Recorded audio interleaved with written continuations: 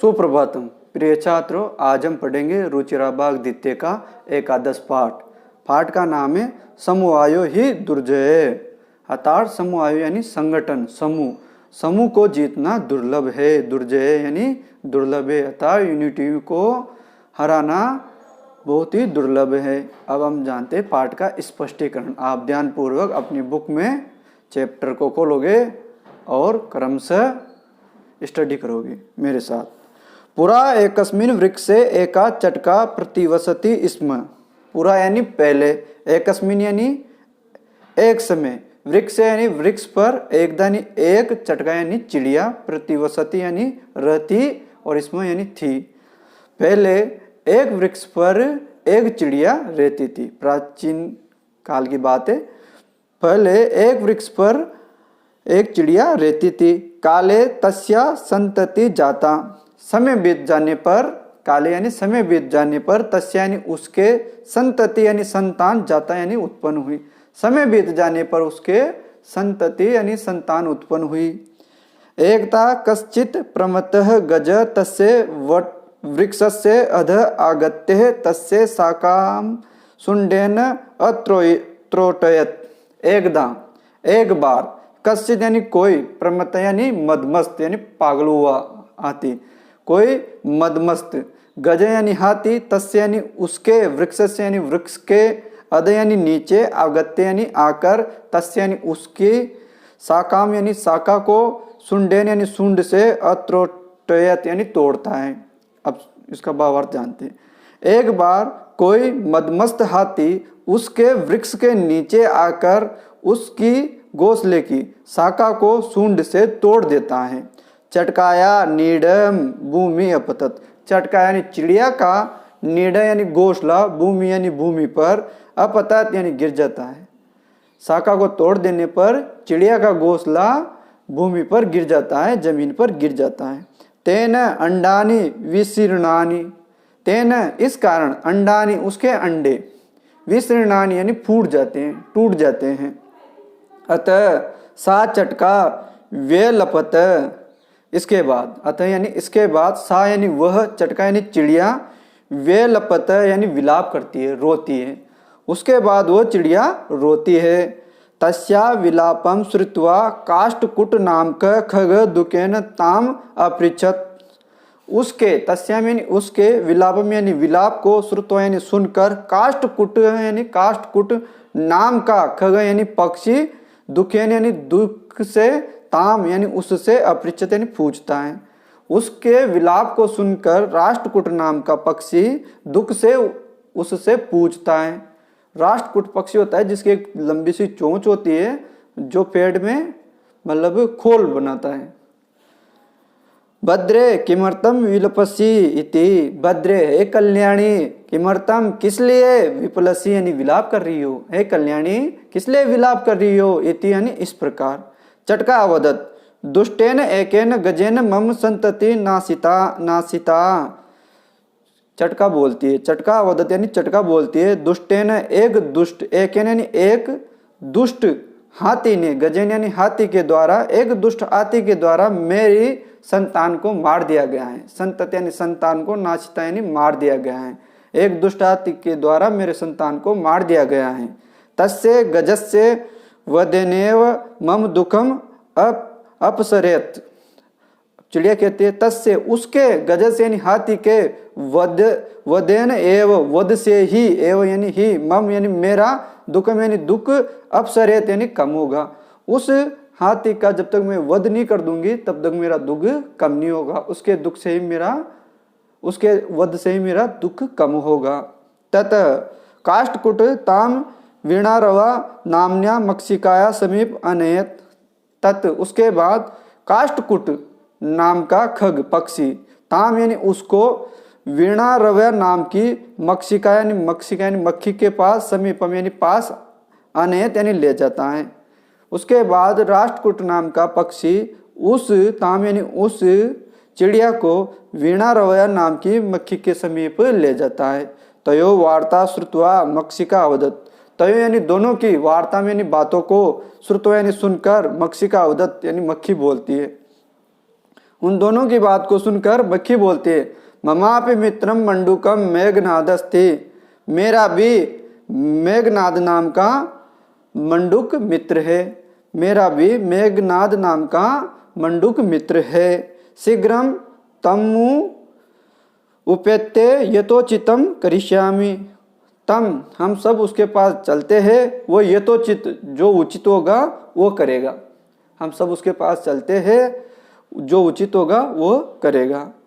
तदानीम तो मक्षिकाया स गत्वा मेघनादस्य पुरः श्रुवं वृत्तान्तं नवेदयताम, यदानीम इस उस समय, तो यानी दोनों की, मक्षिका यानी मक्षिकाया यानी मक्खी के साथ, गत्वा तदानीम उस समय वो दोनों मक्खी के यानी मक्षिका यानी मक्खी के स यानी साथ, गत्वा यानी जाकर, मेघनादस्य पुरः मेघनाद को, पुरः यानी पहले की, सर्वम यानी सभी, वृत्तांतम यानी बातें, निवेद्यताम यानी सुनाते हैं। वो उस समय दोनों मक्खी के साथ जाकर मेघनाद को पहले का पूरा वृत्तांत यानी बातें सुनाते हैं। मेघनाद अवदत, उनकी बातें सुनकर मेघनाद बोलता है, मेघनाद नाम का मंडूक बोलता है।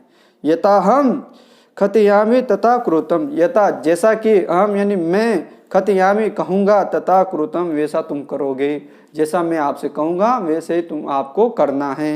मक्षिके, हे मक्षिके, सबसे पहले मक्खी को कहता है, प्रथम तोम मध्याह्ने तस्य गजस्य करणे शब्दम कुरु, प्रथम सबसे पहले तुम, प्रथम यानी सबसे पहले, तोम यानी तुम, मध्याह्न दोपहर के समय, तस्य यानी उस हाथी, गजस्य यानी उस हाथी के, करने यानी कान में, शब्द यानी आवाज, कुरु यानी करना, दोपहर के समय तुम उस हाथी के कान में आवाज करना। ये न स नयने मिले मिले निमिले स्थास्यति, यह न स नयने निमिले स्थास्यति, जिससे कि, यानी जिससे कि, स यानी वह, हाथी, नयने यानी आंखों को, निमिले यानी कभी, मतलब कभी बंद करेगा कभी खोलेगा, स्थास्यति यानी रोक देगा, रोकना, और निमिले यानी कभी खोलेगा, वो आंखों को कभी खोलेगा या कभी रोकेगा।